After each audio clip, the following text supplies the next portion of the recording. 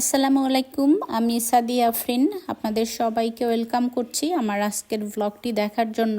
আশা করছি আপনারা সবাই ভালো আছেন, আর আমরাও আলহামদুলিল্লাহ ভালো আছি। যারা আমার ভিডিওটি দেখা শুরু করেছেন, প্লিজ লাইক, কমেন্ট এবং সাবস্ক্রাইব করে আমার পাশেই থাকবেন। আর এদিকে আমি একটা ব্যাগ প্যাক করতে নিয়েছি। এটা হচ্ছে আমার ছেলের, বড় ছেলে স্কুল থেকে ট্রিপে যাবে। এই জন্য 3 দিনের জন্য একটা ট্রিপ আছে, কিছু কাপড় দিচ্ছি। তো বেশি ভালো কাপড় অত দিব না, কারণ হচ্ছে ওখানে গিয়ে ওরা অনেক কাদা ময়লা ধুলাবালি লাগিয়ে আসে। এই জন্য তারপরও অনেকগুলো দিতে হবে। স্কুল থেকে তারা দিয়ে দিয়েছে কি কি দিতে হবে, তো আমি একটু আয়রন করে নিচ্ছি।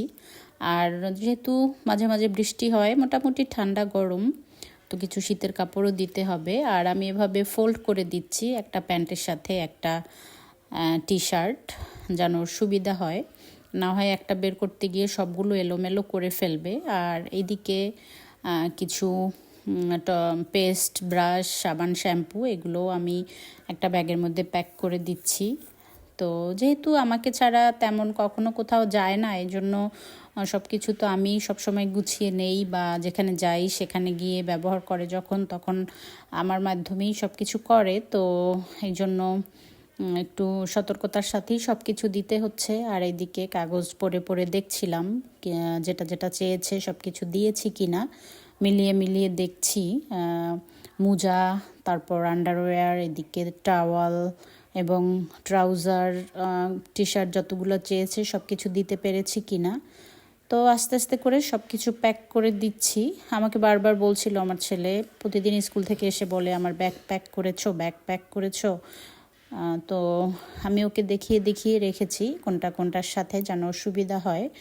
আর এদিকে এটা স্কুল ব্যাগ, এটার মধ্যে কিছু লাঞ্চ দিয়ে দিতে হবে, আর কিছু স্ন্যাক্স দিব, আর কিছু চকলেটও নিবে বলল। তো যেহেতু কোচে করে যাবে, 2-2.5 ঘন্টা সময় লাগবে। আর এটাতে করে 10 পাউন্ড দিয়ে দিয়েছি। এটা টিচারের কাছে জমা দিতে হবে। এটা দিয়ে সম্ভবত যদি আশেপাশে দোকান থাকলে স্ন্যাক্স খায়, ওখান থেকে কিনে খেতে পারবে। তো যাই হোক, আমি ছেলেকে দিয়ে এসেছি, ছেলে ওয়েট করছে কোচের জন্য। সবাই আসবে এখানে, এটা হচ্ছে স্কুলের সামনে, স্কুলের ভিতরে যাবে, ওখান থেকে সবাই মিলে কোচে করে যাবে। আর এই তো, এটা হচ্ছে একটা ফুল গাছ, এটা ছিল স্কুলের সামনে।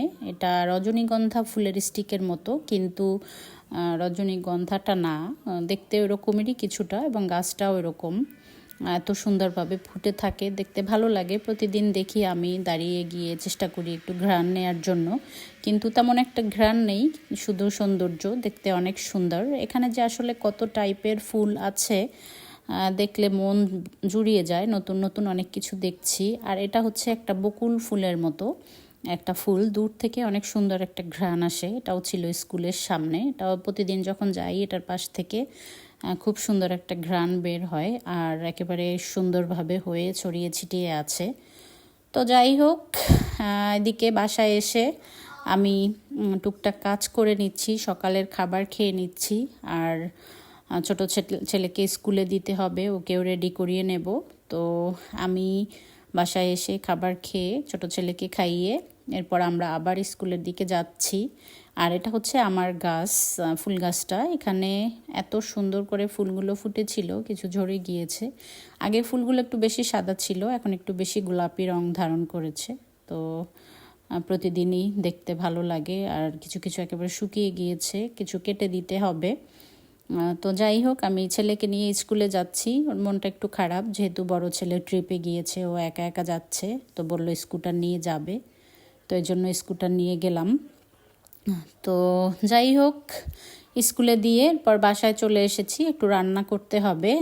একটু পোলাও এবং গরুর মাংস রান্না করব।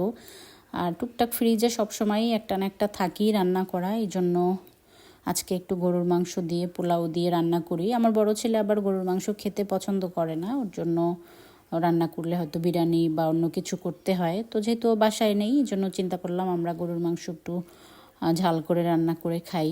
আর এদিকে আমার কিছু মশলা শেষ হয়ে গিয়েছিল, তো এটাকে ওয়াশ করে আমি এটা একটু রিফিল করে নিচ্ছি। রান্না করার আগে এগুলো টুকটাক গুছিয়ে নিলে খুব সহজ হয় হাতের কাছে থাকলে। তো যাই হোক, যারা আমার ভিডিও দেখছেন, নতুন যারা জয়েন করেছেন, অনেক সময় টেনে টেনে দেখেন অথবা অনেক সময় একটা কমেন্ট করে চলে যান, আসলে আপু এগুলো ঠিক না।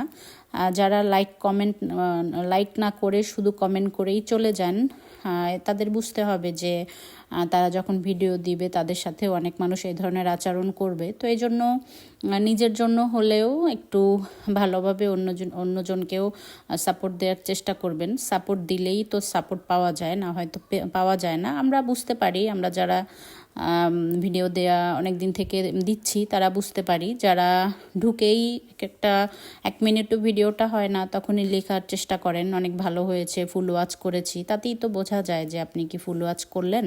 5 মিনিটের ভিডিও কিভাবে 1 মিনিটে ফুল ওয়াচ করলেন। তো যাই হোক, সাপোর্ট দিয়ে যাচ্ছেন, সাপোর্ট দিয়ে যাবেন। আর আপনাদের অনেক আপুদের, পুরাতন যারা আছেন, এত ভালোবাসা পাচ্ছি, এত সাপোর্ট পাচ্ছি, আসলে মনটা ভরে যায়। অনেক আপুরা এত বড় বড় সুন্দর করে কমেন্ট লেখে, আমি হয়তো নিজে লিখতেও পারি না এরকম বড় করে, আমি ছোট ছোট করেই কমেন্ট করি। আপুদের খুবই ভালো লাগে, অনেক ধৈর্য নিয়ে কাজ করছে বা খুবই সুন্দর। তো যাই হোক, আমি গরুর মাংসটা বসিয়ে দিয়েছি আর এদিকে পোলাওটাও আমার প্রায় হয়ে গিয়েছে। তো রান্না করছি, ফাঁকে ফাঁকে ঘরের টুকটাক কাজ করে নিচ্ছি। আর স্কুল থেকে তারা যদি পৌঁছালে মেসেজ দিবে যে তারা পৌঁছেছে। তো 2-2.5 ঘন্টা লাগবে আমার ছেলের যেতে। তো যাই হোক, আমি এখানে কাটাকাটি করছি এবং এদিকে মাংসটা আমার প্রায় কষিয়ে নিচ্ছি আর টুকটাক কাজ করছি। তো সব সময় 2-1টা ভিডিও জমাই থাকে, অনেক সময় আপলোড করতেও দেরি হয়, একটু ব্যস্ততার মধ্যে দিয়েই যেতে হয়। তো এই জন্য অনেক সময় 2-3 দিন পরে একটা ভিডিও আপলোড করি, একটু দেরিই হয়ে যায়।